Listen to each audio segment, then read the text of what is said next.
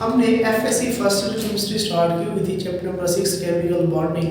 और हमने अपने प्रीवियस लेक्चर में देखा था बच्चे कि trends in periodic table, atomic size, ionisation energy, electron affinity, electronegativity, आया कि वो पीरियड और ग्रुप में बढ़ते हैं या कम होते हैं। उससे फिर नेक्स्ट हमने देखा था बच्चे ionisation energy and its trends in periodic table.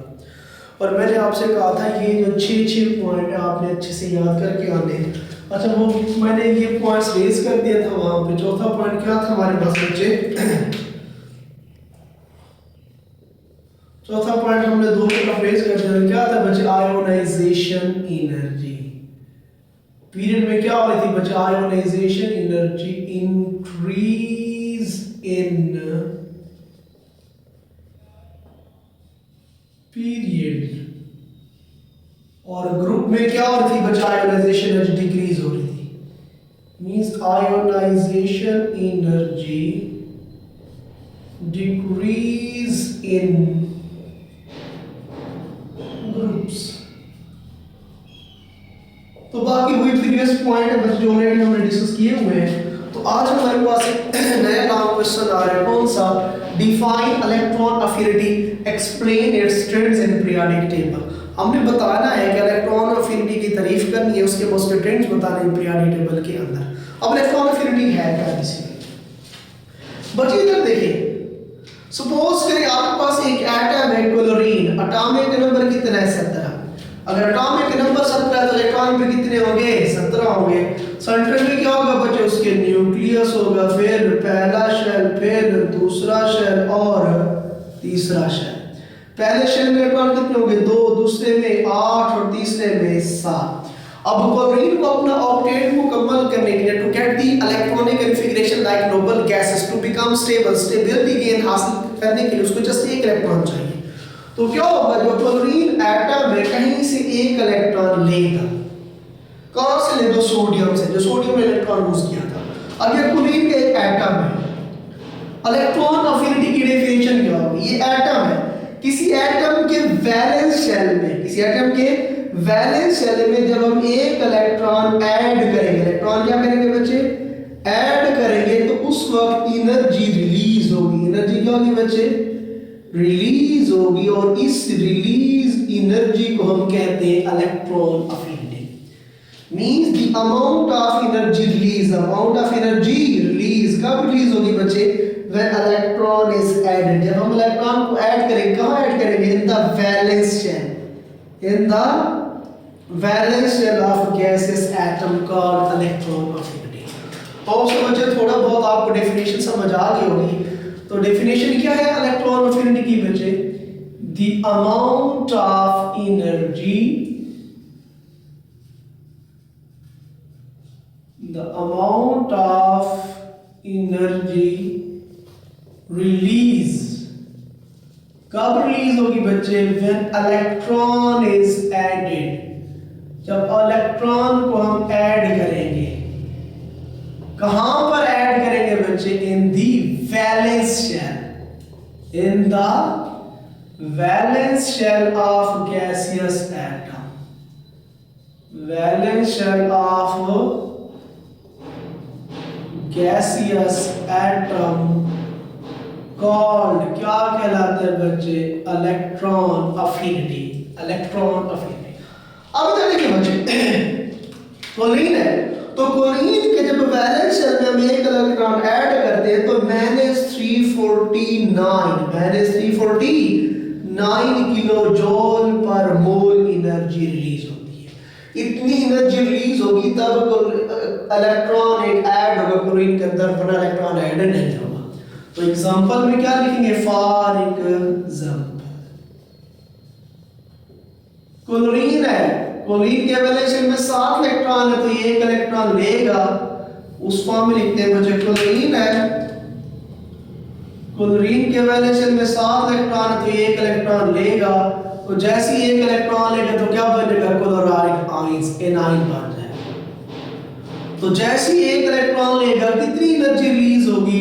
Del eight, जिसे हम नाम दे रहे हैं इलेक्ट्रॉन अफिनिटी का, दैट इज -349 किलोजूल पर मोल। इतनी एनर्जी रिलीज होगी तब इलेक्ट्रॉन ऐड होगा, वरना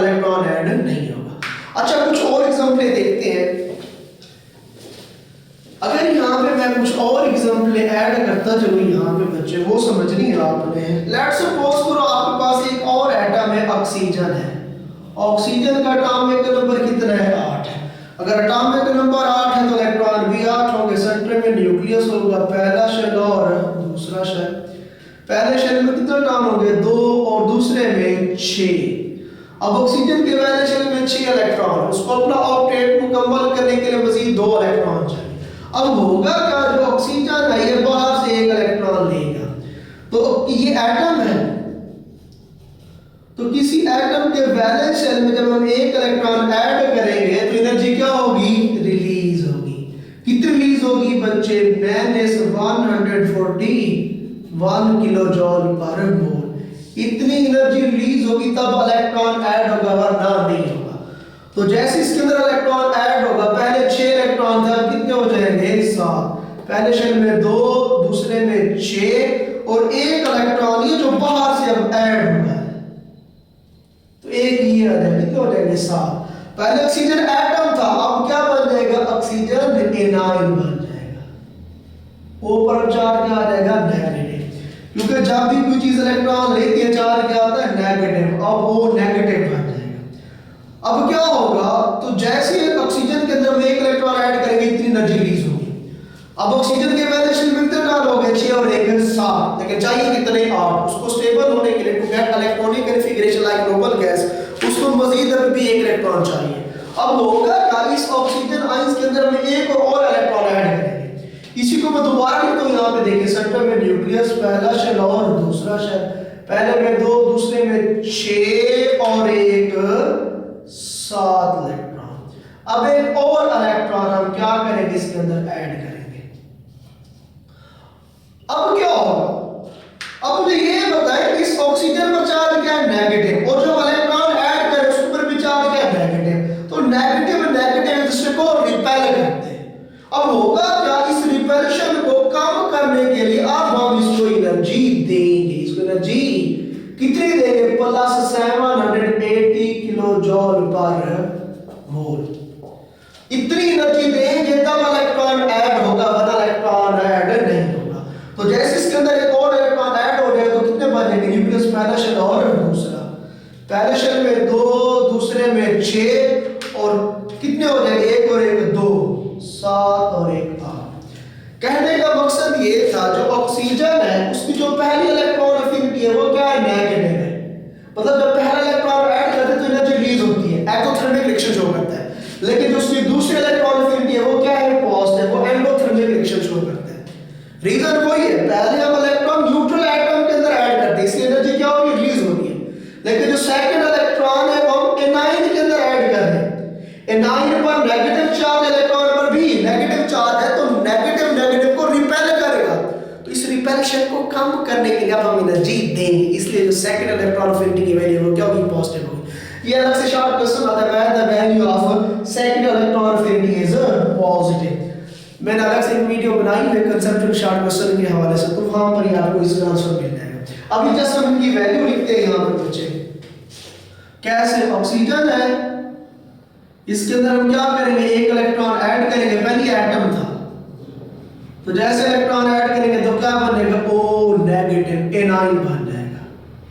तो इसकी जो फर्स्ट इलेक्ट्रॉन अफिनिटी है, वैल्यू ऑफ इसकी फर्स्ट इलेक्ट्रॉन अफिनिटी की जो वैल्यू वो क्या है? नेगेटिव। कितनी है? -141 किलो जॉल पर मोल।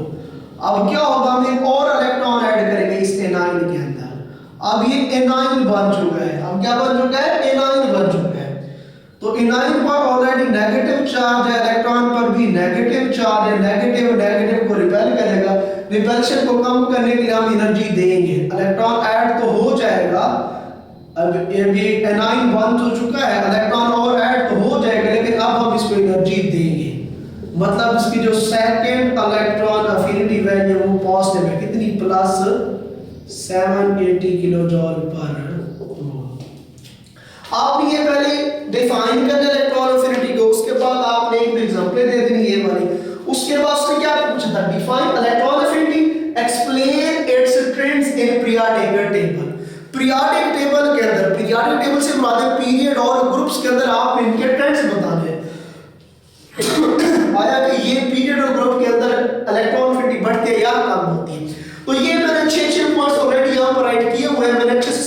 भी है आपको। बच्चे जिसका वो पूछे उस पॉइंट को आपने ऊपर लिखना है, बाकी पॉइंट्स की क्या होगी, रीजन होगी। अब उसने इलेक्ट्रॉन अफिनिटी का पूछा, तो यहां देखिए इलेक्ट्रॉन अफिनिटी कौन से पॉइंट पे है, ये 5वां पॉइंट नजर आ रहा है। उसने क्या किया, electron affinity increase in period, तो इस वाले पॉइंट को आपने सबसे पहले ऊपर लिख देना है। आपने लिख रहे बच्चे इलेक्ट्रॉन अफिनिटी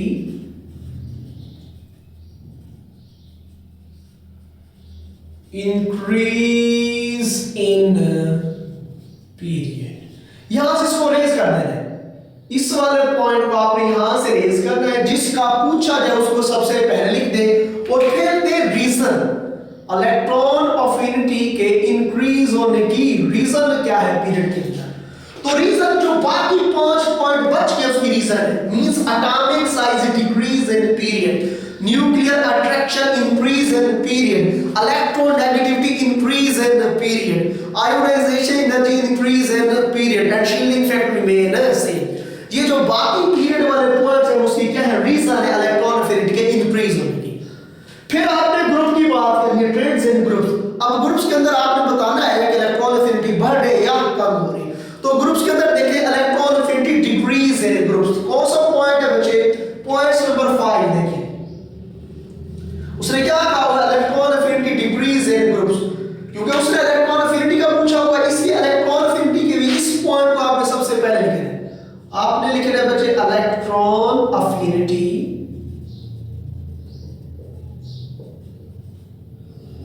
डिक्रीज इन